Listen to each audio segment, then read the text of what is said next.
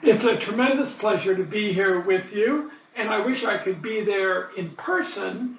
I especially wish that because as I look out my window, I can see 2 feet of snow here in upstate New York, and I imagine that many of you are in much warmer and more pleasant places.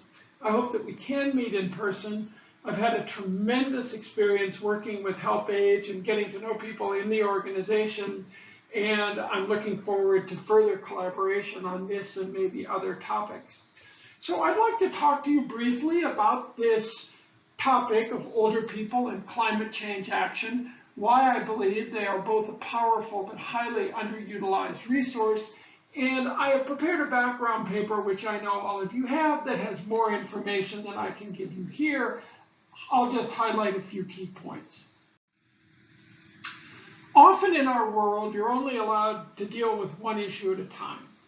And we have a remarkable opportunity to link these two issues, mounting environmental problems and the growing older population. Now, these two separate issues are often seen as crises, but both together provide a remarkable opportunity where we can, in a way, solve two problems at once, develop new and meaningful roles for older people, and help to mitigate and prevent the effects of climate change. So when people think of the older population and environmental sustainability, they often focus on the first point. Older people as victims, as highly vulnerable to environmental hazards and problems, and to the effects of climate change. I want to highlight, though, this second point, the issue that older people are powerful and potentially empowered resources for positive action around climate change, and we just have to tap that resource. Now, I don't want to undervalue or to weaken the impression that older people are highly vulnerable to environmental threats, as many of you know. Certainly there's global climate change, but also other environmental issues to which older people are particularly vulnerable, like air and water pollution and the effects of toxic chemicals. But when it comes to climate change, though, older people are going to be in danger. And one fact that some people aren't aware of is that more older people die each year from extreme heat events than from all other natural disasters that affect older people combined. So as heat grows through global warming, older people are going to be increasingly at risk. But I think we have to move beyond just the vulnerability of older people and towards seeing them as active problem solvers, as part of the solution to climate change and to other environmental problems. And one reason I believe this so strongly is the remarkable fit between older people, where they stand on the life course, their experiences and wisdom, and climate change action. So moving older people from passive victims to active participants showcases their strengths.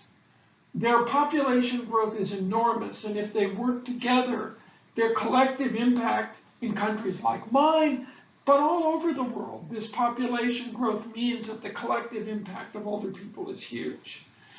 In some countries, in some regions of countries, there's a formal retirement period, so those are individuals with more time for engagement. Even elsewhere, though, older people may be out of the active labor force and freed up of some family responsibilities and can perhaps get more involved in climate change action. We also can maximize the potential of the developmental stage of older people. From psychological research all around the world, we know that older people everywhere have a desire to express generativity. That is to help build a better world that they themselves may not live to see. And that fits perfectly with climate change action.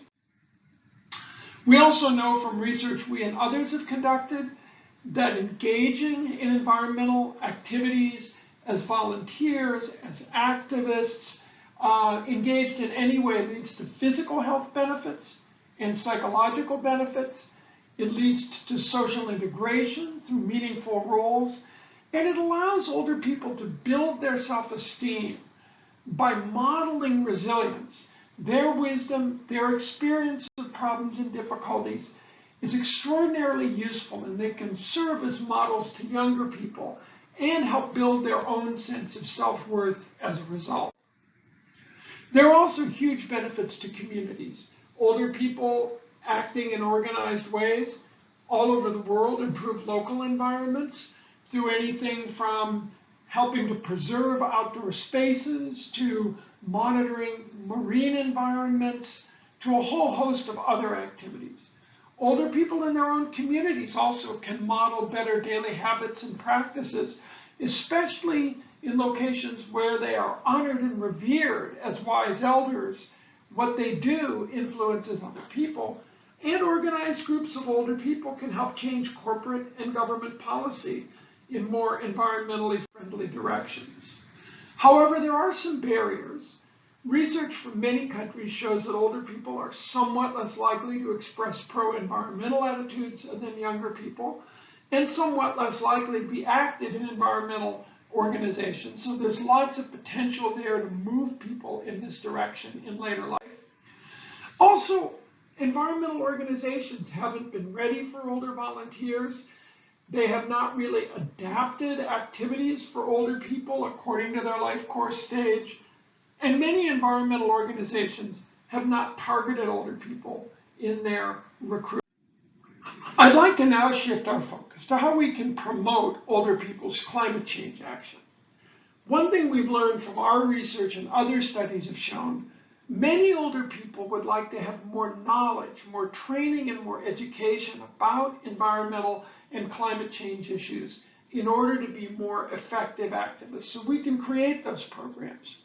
As noted, activities need to be adapted for different levels of ability as people age.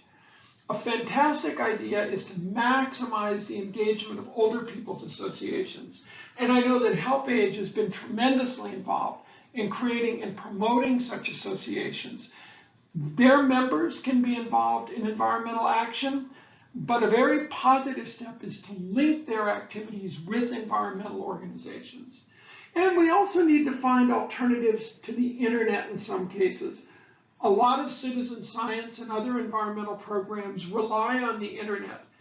And in low-resource countries and among low-resource audiences in my own country, people sometimes don't have access to the internet. So finally, as I leave you with a few questions to consider, but we need to understand best program models and best practices to get older people involved in climate change action. We also need to understand how these programs can be adapted across countries and cultures, and especially how can we engage people in marginalized and low-income populations. I'd like to close with some wisdom from one of our own indigenous populations in the United States, our Native Americans.